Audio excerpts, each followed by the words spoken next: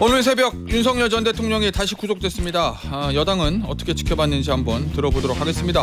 더불어민주당 진성준 정책위 의장 전화로 연결되어 있습니다. 의원님 안녕하세요. 네, 안녕하세요. 의원님 오늘 새벽에 재구속이 됐습니다. 요 소식 딱 듣는 순간 어떤 생각이 드셨어요? 이제야 사법 질서가 바로잡혀가는구나 하는 생각이 들었습니다. 어떤 의미시죠? 내란을 일으킨 수괴이고 또 이것을 단죄하는 과정에서 구속영장 집행에 완강하게 저항하고 또 헌법재판소의 헌법심판 과정에서 책임 떠넘기기 또 입맞추기가 자행되고 있는 것을 뻔히 보면서도 네. 그 해괴한 법리를 동원해서 내란 수괴가 석방되고 또 거리를 활보하는 모습을 보면서 정말 절망스러웠거든요. 예. 4개월 만에 다시 구속이 되었는데 특검이 출범하고 또 법원이 또 바르게 판단하면서 다시 구속되는 것을 보면서 이제야 좀 사법 질서가 바로 잡혀가는구나 하는 생각이 들었습니다. 예, 이 구속이 곧 유죄 판결을 의미하는 건 아닌데요. 사법적으로는 의원님. 네. 윤 전 대통령이 언젠가 다시 나올 수 있을 거라고 보십니까? 아니면은 장기 구금이 지금부터 시작됐다고 보세요? 이것도 역시 구속 기간이라고 하는 것이 있을 터인데요. 예. 그 안에 일단 1심 판결이 내려져서 단죄되어야죠. 어떻게 다시 나올 수가 있겠습니까? 예, 알겠습니다. 이 관련해서 지금 국민의힘의 여러 특검의 수사의 칼날이 국민의힘 쪽으로 가고 있는데 어제 이제 윤상현 의원이 공천개입 의혹으로 특검의 압수수색을 받았습니다. 그제. 예. 국민의힘에서는 요거 과잉 수사다, 정치보복이다, 이런 얘기 나오거든요. 그 정치보복이다라는 국민의힘의 반응은 어떻게 들으셨어요, 의원님? 국민의힘 내부에서도 그런 건 아니다. 국민적 의혹이 있다면 철저하게 수사해야 된다라고 하는 의견이 나오지 않습니까? 무슨 정치보복입니까? 이 사건은 예. 전임 윤석열 정권 당시부터 수사가 시작되었던 사안인데 그간의 수사가 대단히 지지부진했지요. 예. 그런데 특검이 실시되면서 이제 본격적으로 수사가 되고 있는 것입니다.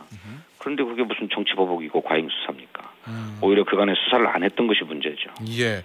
아니 요거는 이제 김건희 특검이고 이 내란 특검에서는 비상계엄 표결 방해 의혹 요거를 수사 중인데 추경호 당시 국민의힘 원내대표는 이미 수사 선상에 올라가 있다는 거고 일부 언론 보도에 따르면 표결 해제에 참여하지 않았던 대부분의 국민의힘 의원들이 수사 대상이 될 수 있다. 당사에 있었던 의원들이 이런 얘기들도 좀 나오던데 맞습니까, 의원님? 이거 어떻게 보세요, 그 부분은?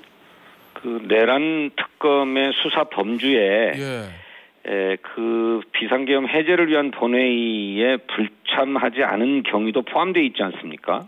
그래요? 당시 추경호 원내대표가 윤석열로부터 전화를 받았고 또 의원총회 장소를 수시로 바꿔가면서 끝내 본회의에 들어오지 않았지 않았습니까? 그 18명만 본회의에 참석을 했어요. 예. 그렇게 집단적으로 불참하게 된 배경이 수사가 돼야 되겠고 거기에는 그런 의혹이 있는 것 아닙니까? 이 계엄 해제 결의를 방해하고 저지하려는 의도에서 비롯된 게 아니냐 하는 의혹이 제기되고 있는 만큼 특검 수사를 통해서 혐의가 밝혀지면 그에 상응하는 처벌을 받아야죠. 그러면은 당시에 그 원내 지도부인 추경호 원내대표뿐만 아니라 당사에 모였던 그냥 일반 의원들도 수사 대상이 돼야 한다 이런 말씀이신 거죠? 그러니까 왜 본회의에 참석하지 않았느냐 하는 것을 수사해야 될 것 아니겠습니까? 예. 그러자면 당시에 본회의에 참석해야 됐을 의원들이 어떤 경위로 참석하지 않았는지 물어볼 수밖에 없죠. 아니 일단은 현재 상황에서 봤을 때 이제 수사하기에 따라서 압수수색 당한 윤상현 의원이나 출국 금지된 양평고속도로 관계된 김성교 의원 이 만약에 특검이 체포동의안을 국회로 보내면 의원님은 어떤 선택하시겠습니까? 당사자들의 해명을 들어보기야 하겠습니다만 그분들은 이미 불체포 특권을 포기하겠다고 서약하지 않았습니까? 제가 알기로는 총선에 공천받았던 당시 후보 시절에도 불체포 특권을 포기하겠다고 서약을 했고 또 2023년 6월 달에 김기현 당대표가 주도하는 또 불체포 특권 포기 서약을 할 때도 역시 또 한 번 서약을 했어요. 두 번씩이나 국민 앞에 약속을 했는데 본인들이 체포동의안이 올라오면 출석하겠다, 가결시켜달라 이렇게 요청해야 되는 게 맞는 것 아닙니까? 알겠습니다. 국민의힘은 의원들은 어떤 선택할 거라고 보세요? 뭐 국민의힘에서 다 반대해도 민주당만으로는 통과시키는데 무리는 없긴 하지만 국민의힘 의원들은 어떤 선택할 거라고 전망하십니까? 못 나가겠다고 막 그러겠죠. 그래요? 예. 알겠습니다. 이 지금 관련해서 민주당 일부에서 이제 이른바 내란 특별법 요거 이제 발의한다는 얘기가 있는데 거기에 대해서 국민의힘이 독재 방지 특별법 요게 이제 맞불로 발의하겠다고 하거든요. 물론 뭐 민주당의 내란 특별법도 아직 그저 법사위를 통과를 한 건 아닌데 국민의힘에서 맞불로 놓겠다는 독재 방지 특별법 이런 부분들은 어떻게 보십니까? 국민의힘의 반응들은요. 그냥 뭐 정치적인 대응에 불과하죠. 뭐. 현실성은 없다는 없고 그 법이 통과될 가능성도 전혀 없는 것 아닙니까? 아, 국민의힘에 발의한 법들이요. 예. 네. 그래서 이제 정치적인 항쟁일 뿐이다 이런 입장이신 거군요. 예. 저항이 정치적인 저항. 알겠습니다, 의원님. 여당의 정책위 의장이시니까 요 정책 관련된 거 좀 제가 질문을 드려볼게요, 의원님. 네. 이 국민의힘 김정재 정책위 의장하고도 이번 주에 이제 상견례를 하셨는데, 네. 신속 통과하겠다. 정부 여당의 목표로 세운 법안들이 있잖아요. 보니까 어이구 거부권을 전 정부 행사했던 법안이 13건 있고, 그래서 굉장히 좀 당 시속 추직 법안들이 많던데 어떻습니까? 김정재 의장과 만나보니까 국민의힘과 합의해서 좀 통과시킬 법안들. 그것도 좀 상당수가 되던가요? 예, 뭐 여야가 뭐 함께 서로 합의해서 공약한 건 아니지만 각자 공약했던 것을 보니까 공통된 게 굉장히 많아요.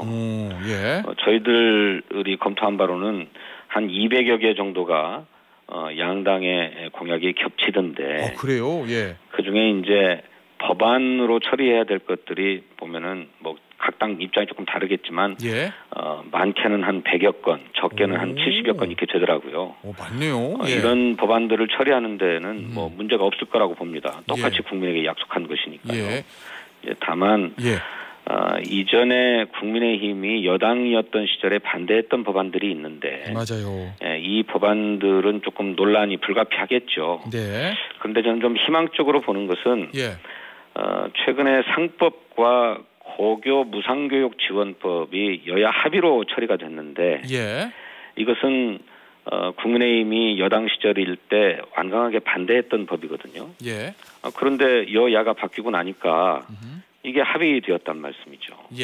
그것은 국민의힘이 비록 반대했다 하더라도 국민을 위해서 필요한 법이다라고 하는 법에 대해서는 이제 전향적인 입장을 보이고 있기 때문에 뭐 논란이 되고 있는 거부권 행사 법안들도 합의 처리될 여지가 크다. 저는 그렇게 보고 있습니다. 그럼 의원님 제일 지금 뜨거운 이슈가 된 게 이제 노란봉투법 이른바 뭐 양곡법, 방송 3법 이런 부분이잖아요. 네. 이런 부분들도 국민의힘과 좀 협의할 가능성은 있다라고 보시는 거예요, 희망적으로? 네, 국회 심사 과정에서 논의할 수 있다고 보여지고요. 노란봉투법도 어려운 처지에 있는 노동자들, 특히 하청 노동자들을 보호하기 위한 법 아닙니까? 그리고 뭐 저 파업을 했다고 감당할 수 없는 수백억의 손해배상이 청구되고 그것 때문에 노동자들이 절망 끝에 목숨을 끊고 하는 일이 벌어졌거든요. 이걸 막기 위한 법이니까 국민의힘도 이걸 뭐 반대할 일이 없는 법이라고 생각해요. 양곡관리법도 마찬가지죠. 농민들의 소득을 보장하기 위한 법이에요. 쌀이 남아돌고 있는데 이 쌀 수급을 사전에 조절해서 남아도는 쌀이 없도록 하고 혹시 남아도는 쌀이 있어가지고 쌀값이 떨어진다면 그건 좀 정부가 매입해주자라고 하는 법이니까 농민을 위한 법이거든요. 방송법도 제가 누차 강조합니다만 이게 무슨 정권이 방송을 장악하자 하는 법이 아니라 국민에게 돌려주자. 이제 더 이상 방송을 그 정권의 입맛에 따라서 좌우하려고 하지 말자 하는 법이에요.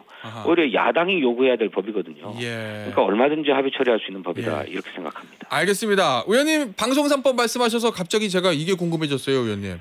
이진숙 방통위원장이요. 어제 이제 대통령의 명령으로 국무회의에는 이제 못 들어가게 됐는데 이 거취는 어떻게 해야 된다고 보세요? 어쨌든 임기는 내년까지라고 하던데. 내년 8월까지가 이진숙 위원장의 임기라고 하는데 예. 그 방송통신위원장으로서 자격이 없죠. 이미 감사원에서 그런 판정을 받았습니다. 정치 중립 의무 위반이요? 어디 예. 저 극우 유튜브 방송에 나가가지고 자신의 정치적 편향성과 당파성을 고스란히 드러내지 않았습니까? 네. 그래서 감사원은 이거 정치적 목적이 있는 것이고 정치적 중립성을 훼손한 것이다라고 판단하면서 징계를 해야 되는데 예. 이게 정무직 공직자는 따로 징계할 수가 없어요. 주의 예. 처분이 최대의 징계라는 거예요. 예. 그렇게 징계 처분을 했지 않았습니까? 예. 자격이 없는 거죠. 그리고 2인 체제에서 무리하게 이거 법원의 판결을 다 받았어요. 그거 불법이라고. 예.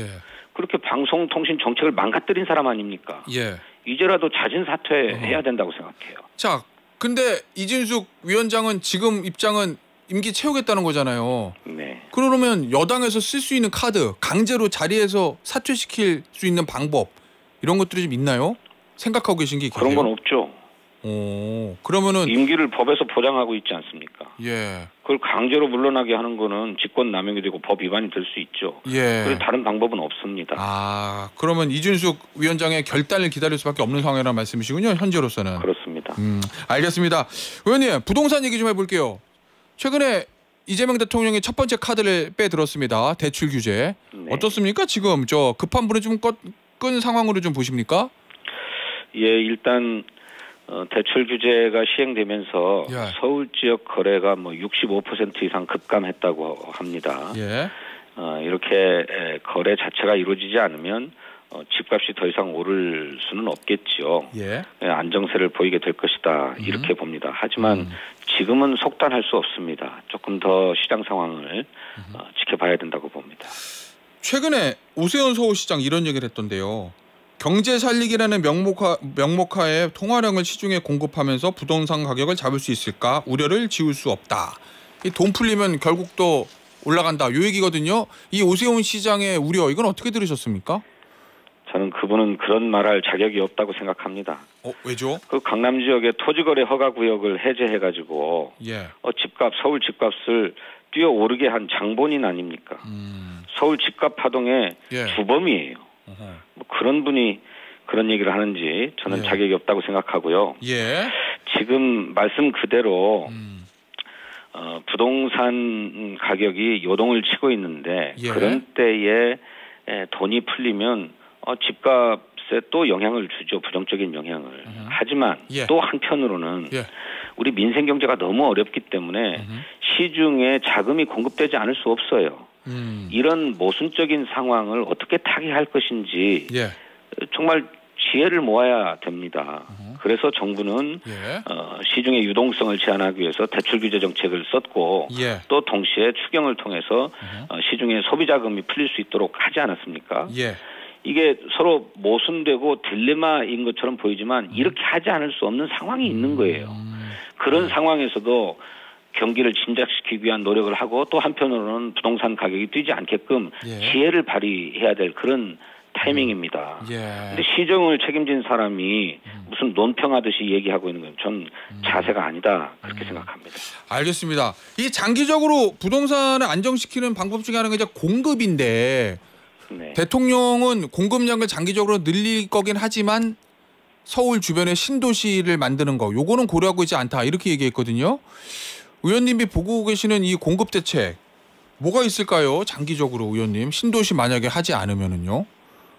아니요. 기왕에 발표된 신도시 3기 신도시죠. 예. 이거는 신속하게 추진해야 되겠다는 입장입니다. 아, 그건 그렇죠. 예. 네, 그뿐만 아니라 예. 서울 지역은 사실 집을 주택단지를 대규모로 지을 만한 공간이 없는 건 사실이에요. 맞아요. 그래서 재개발 재건축을 활성화해야 된다라고 하는 것인데 예. 저는 기왕에 발표된 공공재개발 계획을 신속하게 추진하도록 해야 되고요. 그게 한 74군데 정도 됩니다. 그래요? 예. 예, 그리고 민간의 재개발 재건축 추진도 예.